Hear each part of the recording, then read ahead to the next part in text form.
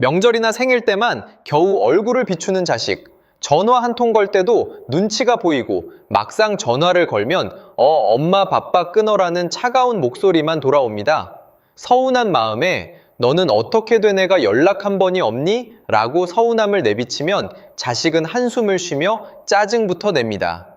내가 도대체 뭘 잘못한 걸까? 내 청춘 다 바쳐 먹고 싶은 거 안 먹고 입고 싶은 거 안 입으며 키워놨더니 돌아오는 건 무관심뿐입니다.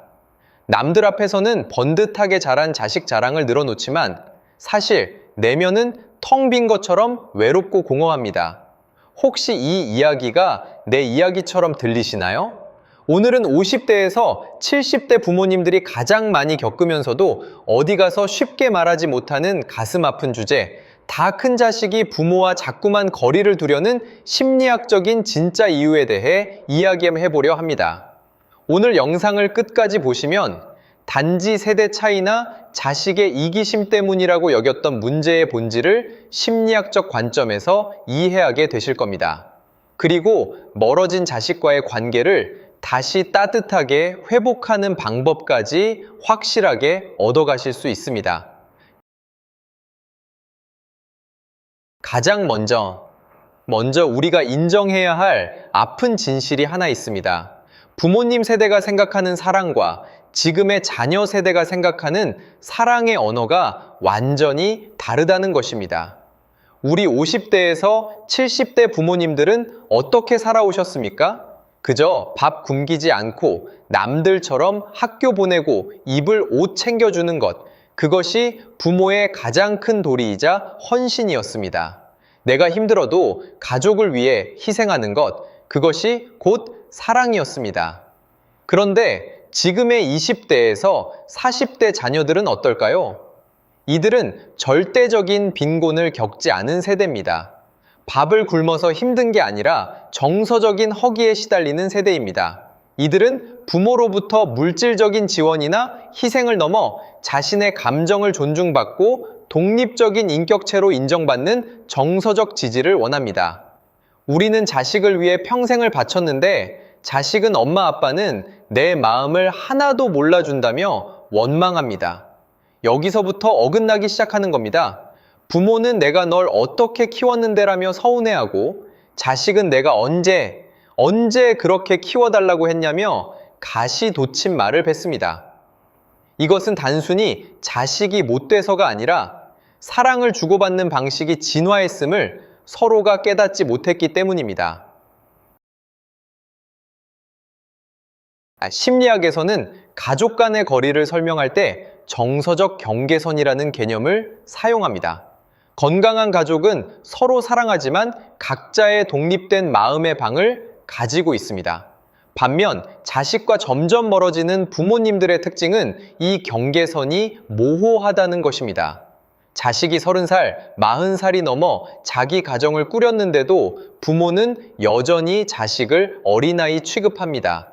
너 그 회사 계속 다닐 거니? 애는 언제 가질 거니? 돈 관리는 어떻게 하고 있니? 부모 입장에서는 100% 걱정이고 사랑입니다. 내 새끼가 조금이라도 덜 힘들길 바라는 노파심이죠. 하지만 자녀의 입장에서 이것은 지독한 간섭이자 통제로 느껴집니다. 독립된 어른으로서 존중받지 못한다고 느끼는 것이죠. 부모가 던지는 다 너 잘 되라고 하는 소리는 심리학적으로 보면 내 방식대로 살아라라는 은연중의 압박입니다. 특히 심한 경우는 자식의 문제를 부모 자신의 문제와 동일시하는 분들입니다. 자식이 취업에 실패하거나 이혼을 하면 그것을 자식의 아픔이 아니라 내 인생의 실패로 받아들입니다. 이런 부모는 자식에게 끊임없이 불안감과 죄책감을 전가하게 됩니다. 결국 숨이 막힌 자식은 부모로부터 도망치는 것을 생존 전략으로 택하게 됩니다. 이것이 연락이 뜸해지는 첫 번째 이유입니다. 두 번째 이유는 대화 방식에 있습니다. 자식과 대화를 나누다 보면 꼭 끝이 안 좋게 끝나는 분들 계실 겁니다. 그 원인은 바로 감정의 무효화 때문입니다. 자식이 직장 상사 때문에 힘들다고 털어놓습니다. 이때 부모님들은 어떻게 반응하시나요? 원래 사회생활이 다 그런 거야. 네가 좀 참아라. 우리 때는 더 심했어. 배가 불렀구나. 혹은 그러니까 내가 공무원 준비하라고 했지? 라고 말씀하시지는 않나요? 이런 대화법은 자녀의 감정을 완전히 묵살하는 행위입니다. 자식은 해결책을 달라고 투정 부린 게 아닙니다. 그저 아이고 우리 딸, 우리 아들이 오늘 참 많이 힘들었구나, 고생했다라는 따뜻한 공감 한마디가 필요했을 뿐입니다. 어른의 지혜를 빌려주고 싶어서 혹은 자식이 나약해 보일까봐 채찍질하는 부모의 말들은 자녀의 마음에 깊은 상처를 남깁니다. 감정이 수용받지 못한 경험이 반복되면 자식은 결국 마음의 문을 닫습니다. 어차피 우리 부모님은 내 말 안 들어줘. 말해봤자 잔소리만 들을 텐데 뭐하러 입을 열어라고 포기해버리는 겁니다. 그래서 부모 앞에서는 그저 내내 영혼 없는 대답만 하고 빨리 자리를 뜨려고 하는 것입니다. 세 번째는 가장 치명적인 심리적 원인입니다. 바로 부모가 은연중에 사용하는 죄책감 유발입니다. 나이가 들수록 외로워지는 것은 당연한 현상입니다. 하지만 이 외로움을 해소하기 위해 자식에게 부채의식을 심어주는 부모님들이 계십니다.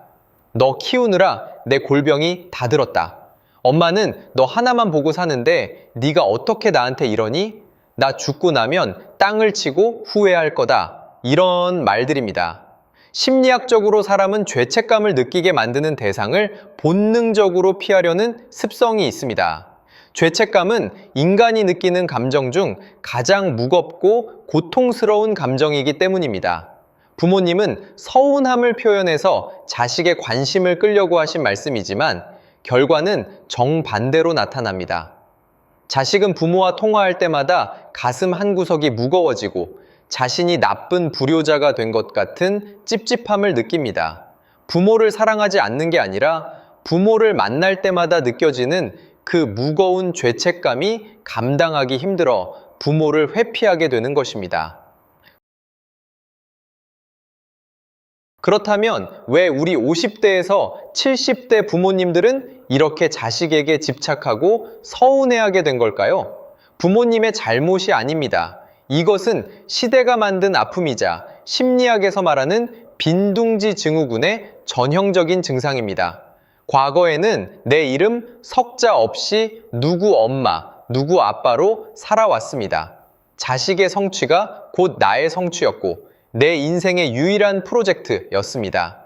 그런데 그 자식이 둥지를 떠나 독립해버리니 남은 인생을 어떻게 살아야 할지 길을 잃어버린 것입니다. 나라는 사람의 정체성이 텅 비어버리니 자꾸만 떠나간 자식의 옷자락을 붙잡게 됩니다. 자식이 내 삶을 다시 채워주길, 나를 즐겁게 해주고 외롭지 않게 해주길 무의식적으로 기대합니다. 하지만 자식은 부모의 외로움을 채워주기 위해 태어난 존재가 아닙니다. 그들도 그들의 치열한 삶을 살아내야 하는 독립된 어른입니다. 그렇다면 이미 멀어져 버린 자식과의 관계, 어떻게 하면 다시 회복할 수 있을까요? 심리학적 관점에서 3가지 확실한 처방을 드리겠습니다. 첫째, 입은 닫고 귀는 열어야 합니다. 가장 실천하기 어렵지만 가장 효과가 빠른 방법입니다. 자식이 조언을 구하기 전까지는 절대 먼저 해결책을 제시하거나 지적하지 마세요. 자식의 삶의 방식이 마음에 들지 않더라도 내려놓는 연습을 하셔야 합니다. 자식이 이야기할 때는 그저 그랬구나, 참 힘들었겠다 하고 고개만 끄덕여 주세요. 평가와 판단을 멈추는 순간 자식은 부모 곁이 편안하다고 느끼고 스스로 다가오게 됩니다. 둘째, 마법의 단어 미안하다를 사용하세요. 부모 세대는 사과에 익숙하지 않습니다. 쑥스럽기도 하고 부모로서의 권위가 떨어진다고 생각하시죠. 하지만 훌쩍 커버린 자식에게 건네는 부모의 진심 어린 사과만큼 강력한 치유제는 없습니다.